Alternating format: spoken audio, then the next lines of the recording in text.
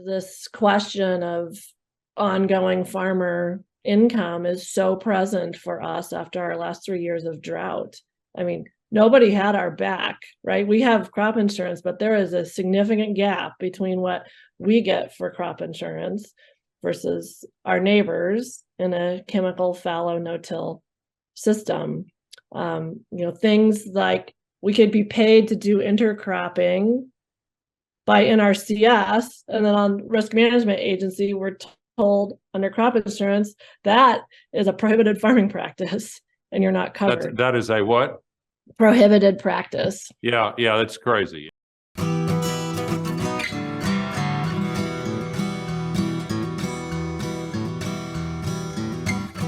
Welcome to the Real Organic Podcast. I'm Lindley Dixon, co-director of the Real Organic Project. We're a grassroots, farmer-led movement with an add-on organic food label to distinguish organic crops grown in healthy soils and organic livestock raised on well-managed pasture. You just heard from Dave Chapman when he was interviewed a few months back by Al Gore at his annual Climate Underground Summit. He was joined on the panel by Anna Jones-Crabtree, our newest executive board member and Montana organic grain farmer. Anna and Dave will both lend their voices to our upcoming symposium, Break 'em Up, the Chickenization of Organic. Session 1 begins on Sunday, March 17th from 3 to 5 Eastern, and the second session is April 7th. You can find out all the details by visiting the main menu of our website, realorganicproject.org.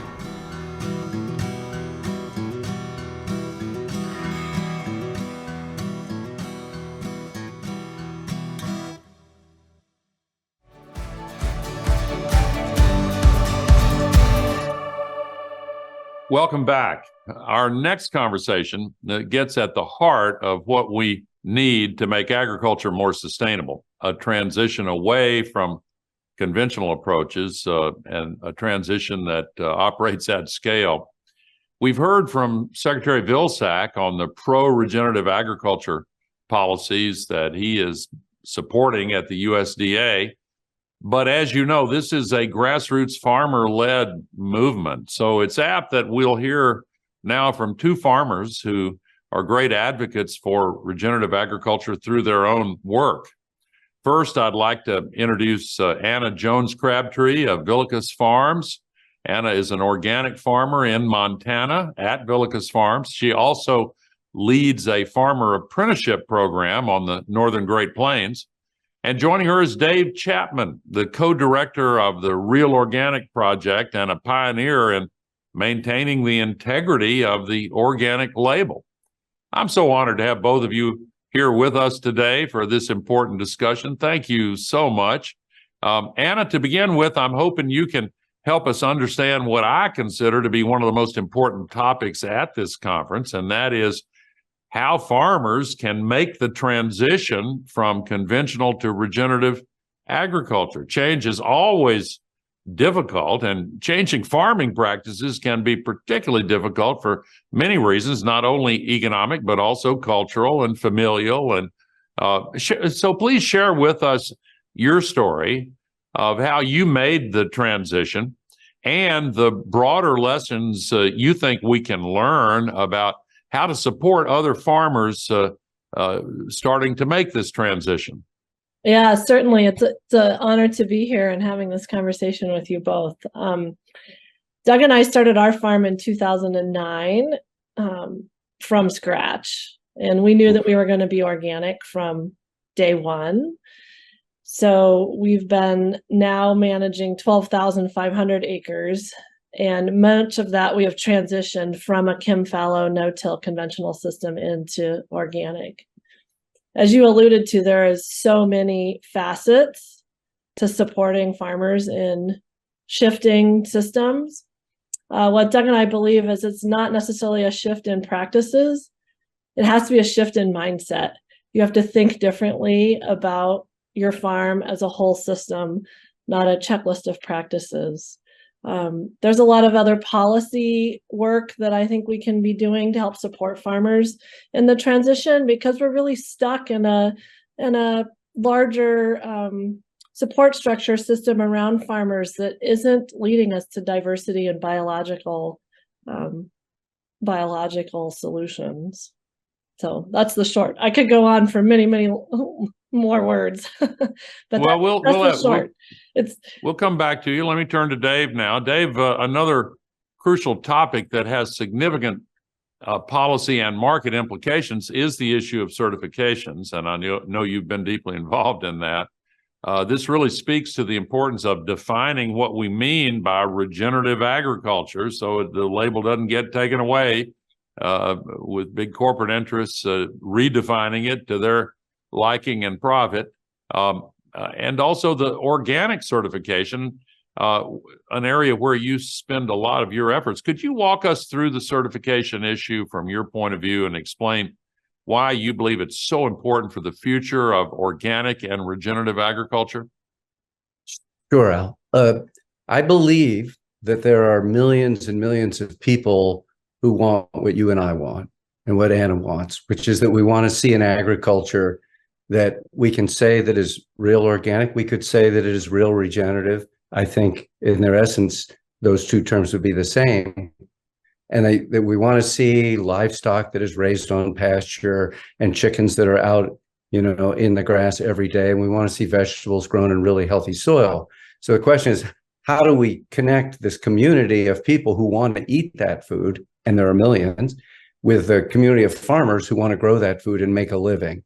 And if we can connect those two, then we start to get a virtuous circle where everything gets better and better. And I saw that circle starting to happen in Vermont about 2016, where the organic market for milk had become attractive enough, the price point was good enough, that I thought all of Vermont dairy might go organic. And Vermont dairy is a bunch of small-scale dairy farms. And they were looking, and that they couldn't really make a living competing against large confinement operations, except in the organic market. And we started to see a lot of farmers transitioning. This was capitalism working in its ideal sense, as we would like to see capitalism working, in a free market economy, people making informed choices, protected by the government, protected by the USDA, saying this is the organic certification.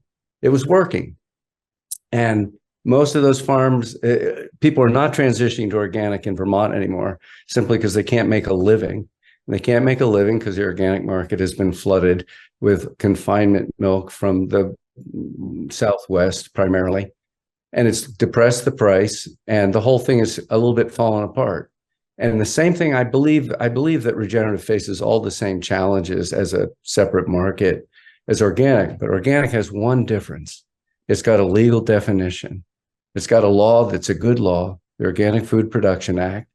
And if we can get enforcement of that law, legitimate enforcement, then the market will take care of the rest. I don't mean that there aren't other things that government can do. We would love to see more research in organic. We would love to see certification costs covered, as they are in Denmark, entirely by the government. All these things would help people to transition. But the biggest thing is to have a marketplace with integrity and transparency, and which we do not have right now. How did those big confinement dairy operations qualify as organic? What happened to change the definition to bring them in to the same category as the small dairy farmers in Vermont that you're familiar with? I would say it was a lot of lawyers. I don't think that they do qualify, but they have been successful at getting through the process, finding certifiers who are willing to certify them. I know recently the USDA actually decertified the Texas Department of Agriculture, saying you are not being legitimate in your work, and that's been contested in the courts, and it hasn't played out yet. So Texas had 6 huge confinement operations that were certified as organic, and those 6 operations were producing more milk than all of the family farms, the 450 farms in Wisconsin that were certified as organic. 6 farms. And the question is, are those farms organic, and by whose definition? And I don't think they were organic, and I don't think they would be called regenerative by any stretch of the imagination. But this is the challenge of regulatory work. And this is what, we seek to try and have the government do a better job. And you famously once said, it's really good to change the light bulbs, but it's more important to change the laws. And, I'll add to that and then enforce the laws. So, if we can get a government that actually protects us in the way that we would hope, and I'll say that this has been bipartisan in the destruction. So it's about a lot of money influencing politics. But if we could get our government to actually do the task that actually, when you were vice president, the USDA was assigned to do, which was transparency and integrity, we're there. The market will take care of it, and small farms will rise up and succeed, and we'll see the whole food system change. Yeah, and the large operations and large corporations have asymmetric and unequal access to the regulatory process and the enforcement process. And so a small dairy farmer in Vermont's not going to have a lobbyist in Washington or a white shoe law firm pressing the case, and yet these huge agribusiness companies do. So they're moving on. There are a lot of existing programs to support farmers that are often tilted now toward conventional forms of agriculture. And there are also many new programs underway as a result of the Inflation Reduction Act. And I'd love to get each of your perspectives as farmers and as advocates for how those programs should be implemented in a way that makes the programs accessible for small and medium-sized regenerative or organic operations. And I'd like to start with you, Anna. Yeah, certainly. It's a really exciting time, the amount of resources that are moving into thinking about soil and climate change solutions and the role that agriculture has to play in that.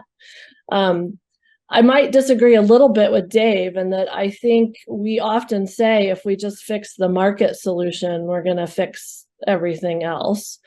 And we haven't taken into account in our policies that our economic system is something that we've created. It has arisen out of our social system, which arises out of our ecology. And there's some base facts around agriculture today that I think if we actually stood back and said, if we could design a system that would work better for all of us, we'd do it really differently instead of this practice by practice, let's fund a practice approach, or let's provide crop insurance for a certain crop. What we would do is we would think fundamentally differently about providing support to a farmer, a human being, versus a commodity. And I say that because Doug and I started our farm from scratch, and we've attempted to have apprentices on our farm, thinking farming's like this most awesome alternative, this especially organic. The opportunities are so great to have a multifaceted vocation, that you're inside, you're outside, you're taking care of nature, you're doing the right things for the planet. What we have found is it's really hard work. The risk structures between farming and everybody else are not equitable. And that leads us to less than 1% of our population is trying to make a living in production agriculture. So we can do a lot, and I'm not saying we shouldn't, with supporting existing farmers to transition. I think we have to fundamentally think about what is the opportunity to bring so many more people into agriculture and have them start in a way that is not based in getting land from their family. A couple other statistics I find really interesting is less than 1% of our agricultural land is organic. So in the state of Montana, we have 18 million acres of cropland, something like 50 million acres of rangeland. Less than 1% of that is organic. So those of us that are actually on this cutting edge of this leading edge of regenerative, we need to find some other ways to help support those farmers doing what they're doing over the long run. You can't build soil on quarterly profit reporting cycles. And you overlay the issues of climate, and Doug and I have been through it. We've had 3 years of horrendous drought. We had 9% of our average production last year. Wow. Coming off of a year where we had 34%.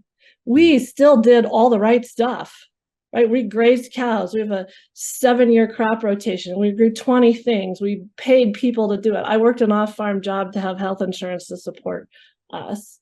All that said, it gets back to the piece I started with, the market. If you don't have something to produce, to sell on the market, it doesn't matter what the market premium is. So we have to, so the piece that I guess I would suggest is let's find a way to fundamentally share risk differently with those of us that are in agriculture, that make it something that people want to flock to. They can see a living in it. They can see an opportunity. So I guess I would say yes to all the stuff that's happening with the IRA money. Keep going. But what would happen if we had some basic farmer income for those of us that started in agriculture? Yeah, got it. Dave, I'd love to hear your thoughts. Well, I agree with a lot of what Anna said, of course. I see the $300 million that's been set aside for helping transition and marketing for organic. And there's a wonderful program in California called ALBA, and they're training people who have come from the families of farm workers and are farm workers themselves, mostly Hispanic families. And they're training them to be organic vegetable farmers and so that they can have their own farms. And it's a beautiful program and it's well done, but most of the graduates get out and it's not so good when they get there. So I think transition without creating a viable marketplace is not going to work. It's putting the cart before the horse. So I agree that just throwing money at it is not going to get us there. Another problem with the money that's going is an awful lot of it is going to, I think, the very companies that created the problems in the first place, and I'm not confident about that. I do believe that if we can address the marketplace, but by that I don't just mean encourage more purchasing of organic, although that's very important, and we see from the EU tremendous government impact based on that support. But I really think it's that integrity in the marketplace. So when people make a choice, and I know we're talking a lot about regenerative, there's going to be tremendous greenwashing going on there. There are going to be many, many labels claiming regenerative, and they're all going to have different definitions. There's money flowing there because there's a lot of public interest, because people care about climate very much, and they want to go and come up with a solution. I'm reminded a little bit of what happened at Rio in the Earth Summit, where the industry had made a mistake by attacking Rachel Carson and saying, we're going to stop this woman who's attacking us. And they failed, and she became a national hero. And so at Rio, they took a different perspective, and they said, we agree with you. We get it. There's a big problem here. We understand it. They actually did understand it. They knew about it before everyone else. We want a seat at the table. We want industry to create voluntary standards. And they set back the climate movement by a generation, because all of these big players came and took a seat at the table, but they actually weren't trying to change things. They're trying to put off change. So I think it's very important when we throw a lot of money at something that we call regenerative, and there's fantastic regenerative, and then there's stuff that isn't so fantastic, that we really be discerning and figure out, well, what is it that we want to see change, and how do we create that change? Yeah, I was at Rio, and the fossil fuel industry has steadily gained ever more influence inside the annual conferences of the parties, to the point where, so I'm sure you're aware, this year they were able to get appointed as president of COP28, the CEO of one of the largest and by many accounts least responsible oil and gas companies in the world. It's really absurd. And it was all based on the premise, well, they know about energy, so let's have them at the table so they can help lead the way. Well, they're not leading the way. They're trying to slow it down in every possible way. They lied to publics around the world for years, and I'm going to stop on this, I press my own button, and you bear some responsibility for that, Dave, triggering me on it. But you're exactly right. But let's move on. I want to make sure that we address the issue of supporting farmers in a comprehensive manner. And you talked, Anna, about focusing on the individual farmer. I'm curious if either of you would identify any other challenges that need to be addressed or fresh solutions that might be available to help regenerative and organic farmers. Dave, I'll start with you this time and then go to you, Anna.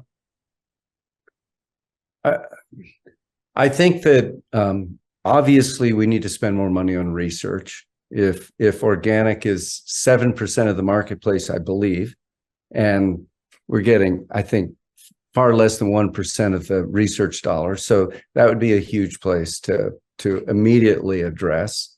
One of the things that I think has been very good out of the $3 billion or so that has been put towards climate smart agriculture is that it was always tied with money towards BIPOC farming community. And that's a positive thing, and I think it's going to have positive outcomes.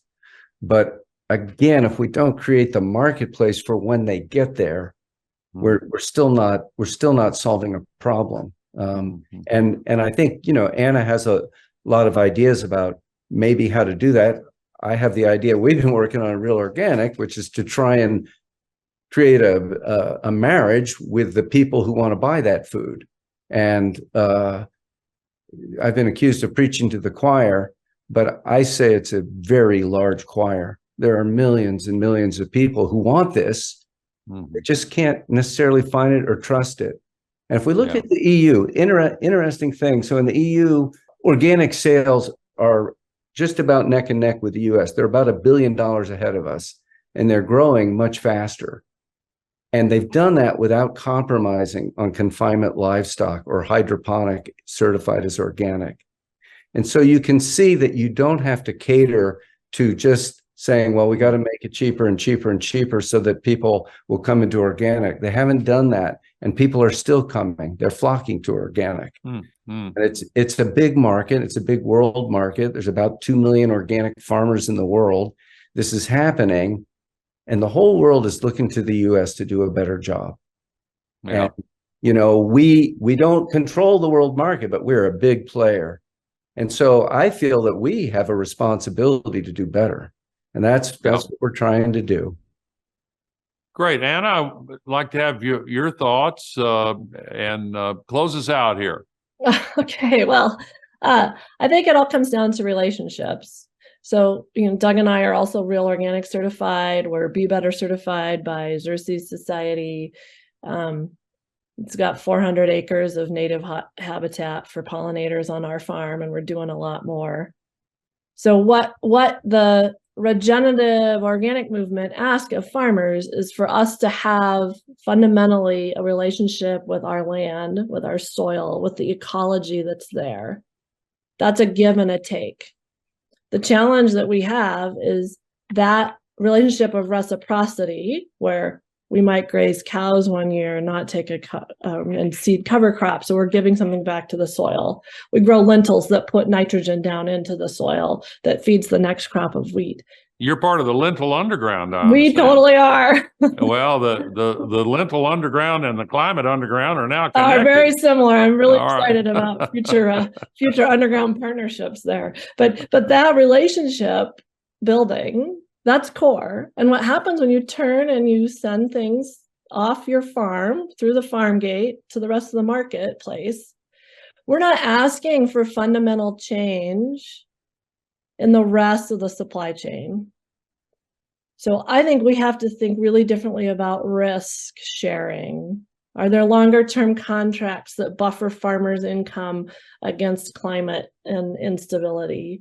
Are there ways that we can help farmers bond together so that there's a geographic dispersion? So if you're growing lentils, there's always lentils to sell to this company that's sitting at the table with you. I think it comes down to relationships. And that means, I think in terms of policy, we have to change the rules of engagement around some of these things. Yeah, so I don't know if that's a good closeout, but one of the ways. Yeah, no, absolutely. I want to pursue, before we close out this session, I do want to return to the to how this label is applied, organic, particularly, and we're at the beginning of the journey on the regenerative label, but I'm interested from both of you because I've heard from my friend Will Harris down in Georgia, where the price premium for organic food, which is preferred by enough people that the premium has emerged, when that's eroded by operations that get themselves labeled organic, when really most people would say about some of them, no, that's not really the deal. Dave, you said earlier, this needs to be changed and the enforcement of it needs to be changed. Do you have any ideas on how we can be more effective?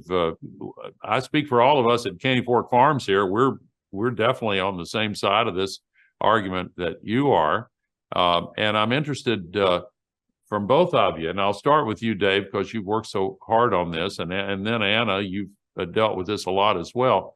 Are there any new ideas on how we could be more effective in really focusing the definition on the farms that really meet the principles that ought to be first and foremost in people's minds when they read the word organic, read the label organic? Well, Al, we created the Real Organic Project to create that label, but Right. Honestly, it's more than just trying to create a brand, and it's trying to create education, because these issues are complicated and people need a fair amount of conversation to really get it. One of the things that I think that I've come to learn, I didn't start this place, but I've really come to see that perhaps most of these problems are created by an extreme concentration of capital and power in a few hands. And you end up with, I think, outcomes that are bad for all of us. So I would like to see the laws enforced around antitrust and, end people having too much influence on any market. And I think that's true for, production farms. It's true for distribution. It's true for processing, and it's true for retail. And anytime we get too much concentration, I think we lose our choices. And when we lose our choices, we lose the ability to create the world we want to create. Yeah, there are efficiencies in size, but oligopolies often are associated with abuses, and oligopsonies, the concentration of small group of buyers, often leads to the same abuses.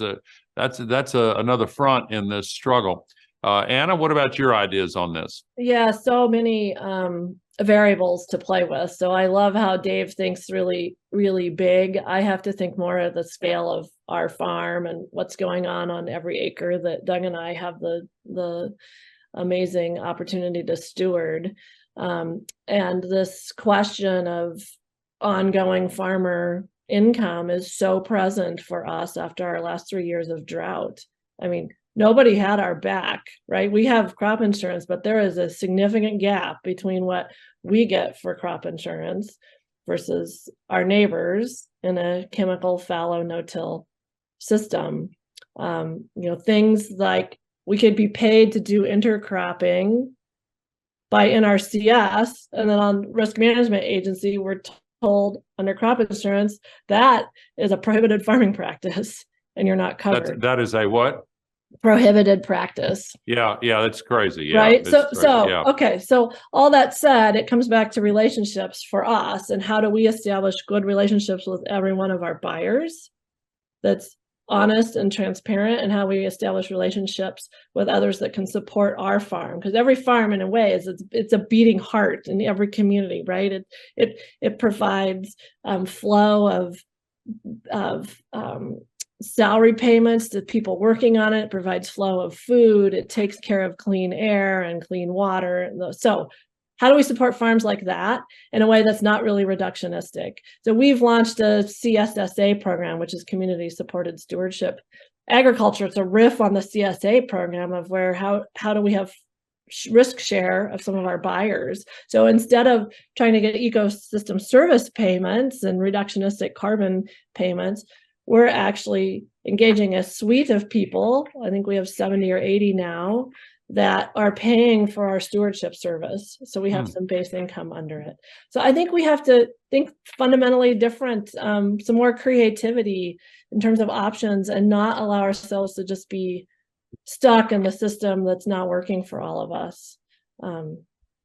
Makes sense. Makes sense. Thank you. Thank you so much. And thank you both. I very much appreciated this conversation. And I have a feeling our Climate Underground attendees feel the very same way. Anna and Dave, your shared expertise is absolutely invaluable to us all. I'm excited to see what you all collectively do for the regenerative agriculture movement in this country. So thank you both so much for joining us today. We're really, really grateful. Thank you for listening to the Real Organic Podcast. Our movement is growing because you're subscribing and sharing these podcasts with your friends. So keep it up and leave us a rating and a review as well. You can find a video version of this interview on our newly designed website, realorganicproject.org, or on our YouTube channel. And you can join us every Tuesday for a new episode featuring voices from the organic movement. See you next time.